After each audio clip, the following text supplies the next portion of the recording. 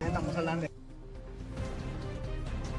జనవరి 2026 రోజు కేతపల్లి గ్రామం నల్గొండ జిల్లాలోని నాంపల్లి మండలంలోని ఒక డబుల్ మర్డర్ కేసు అయింది. తమకి తెలిసినదే.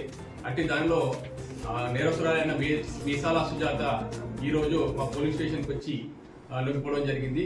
లొంగిపోయిన తర్వాత ఆమెని ఇంట్రాగేషన్ చేస్తే ఆమెకు తెలిపినది ఏదనగా ఎందుకు చెప్పినామనంటే, గతంలో సుజాత యొక్క హస్బెండ్తో నాగేష్తోని గతం నుండి ఆమెకు వివాహేతర సంబంధం ఉంది. అంటే వీళ్ళ హస్బెండ్ చనిపోయినాడు. వాళ్ళ హస్బెండ్ చనిపోయిన తర్వాత అమ్మగారికి దగ్గరకు వచ్చి ఉంటున్నది. ఆ క్రమంలో నాగేష్ దగ్గర వ్యవసాయ కూలీకి వెళుతూ ఆ పరిచయం కాస్త అక్రమ సంబంధంగా కొనసాగిస్తూ వస్తున్నది.